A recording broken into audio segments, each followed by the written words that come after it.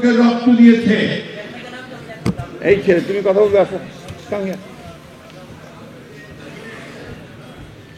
এই দিনে আমরা বাংলাদেশের মানুষেরা দীর্ঘ 9 মাস আমাদের দলের প্রতিষ্ঠাতা বাংলাদেশের স্বাধীনতার ঘোষক শহীদ জিয়াউর রহমানের ঘোষণার মধ্য দিয়ে যে যুদ্ধ শুরু করেছিলাম, সেই যুদ্ধের শেষ পরিণতি হিসাবে আমরা এই দিনে অর্থাৎ আগামীকাল আমরা বাংলাদেশের যে পতাকা, সেই পতাকা আমরা ঢাকা থেকে শুরু করে টেকনাফ থেকে শুরু করে আমরা সেই পতাকা উড়িয়ে দিয়েছিলাম, স্বাধীন বাংলাদেশের পতাকা। সেই পতাকা ছিল শুধুমাত্র একটা ভূখণ্ডের, নতুন ভূখণ্ডের পতাকা নয়, সেই পতাকা ছিল একটা জনগোষ্ঠীর আশা আকাঙ্ক্ষার পতাকা। আর সে আশা আকাঙ্ক্ষা ছিল এই মানুষের তাদের বেঁচে থাকার আকাঙ্ক্ষা, তাদের নিজেদের ভাগ্য নিজেরা পরিবর্তন করার আকাঙ্ক্ষা, তাদের মাথা উঁচু করে দাঁড়ানোর আকাঙ্ক্ষা। বন্ধুগণ, সেই লড়াই আমরা লড়েছি 9 মাস। আমরা শহীদ প্রেসিডেন্ট জিয়াউর রহমান সাহেব আমাদের যুদ্ধ শুরু করে দিয়েছিলেন, সেই যুদ্ধে আমরা বিজয় লাভ করেছি। কিন্তু দুর্ভাগ্য আমাদের, অল্প কিছুদিন যেতে না যেতেই আমাদের সেই বিজয়ের যে আনন্দ ম্লান হয়ে গেল। আমাদের যে স্বপ্ন, সেই স্বপ্ন দুঃশ্বাস হয়ে গেল।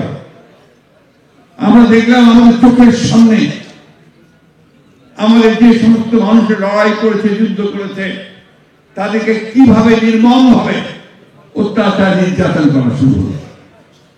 আমরা দেখলাম যে মানুষগুলো বুকে রক্ত দিয়েছে। এই ছেলে, তুমি কথা বলবে আসো সঙ্গে। এই বিষয়গুলো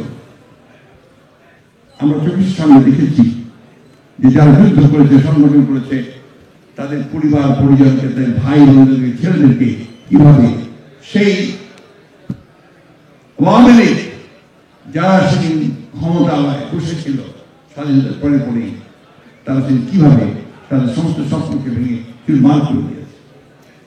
আমার আমাদের চোখের সামনে দেখেছি যে সাধারণ মানুষ সেদিন না খেতে পেয়ে রাস্তায় মেয়েরা মায়েরা তারা এক মুঠো ভাতের জন্য ঘুরে বেরিয়েছে, ভাতের ফ্যানের জন্য ঘুরে বেরিয়েছে। আমার চোখের সামনে দেখেছি আমাদের বোন বাসন্তী তার লজ্জা নিবারণ করবার জন্য এক টুকরো কাপড় খুঁজে পায় না, মাছ ধরার জাল দিয়ে সে তার লজ্জা নিবারণ করেছে। আজকাল অনেকেই সেই কথা ভুলে গেছে, আর যতদিন আওয়ামী লীগ ছিল তারা সেই কথা ভুলেই মনেই করতে চায় না।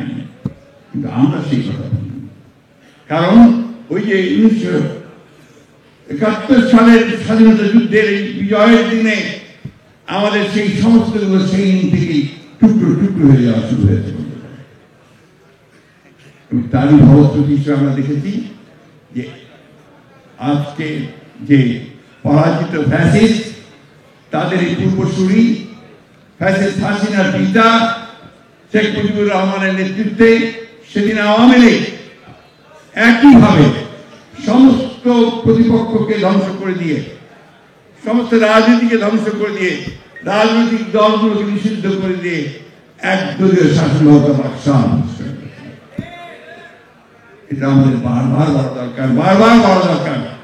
আওয়ামী লীগকে আমাদের চিনে রাখতে হবে যে আওয়ামী লীগ সেই আওয়ামী লীগ যে স্বাধীনতার পরে পরেই আমাদের গণতন্ত্রের স্বপ্নকে ধ্বংস করে দিল। এটা বারবার মনে রাখতে হবে। বন্ধুগণ, সেদিনকার সেই কথাগুলো মনে হলে আজকের বিজয়ের যে আনন্দ, সেই আনন্দ সত্যি ম্লান হয়ে আছে।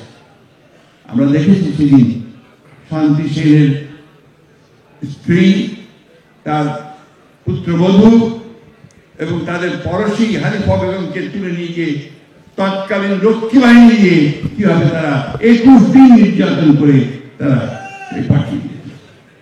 আমরা দেখেছি প্রায় 30,000 তরুণ কিশোরকে তারা হত্যা করেছিল শুধু রাজনৈতিক প্রতিপক্ষ হওয়ার কারণে।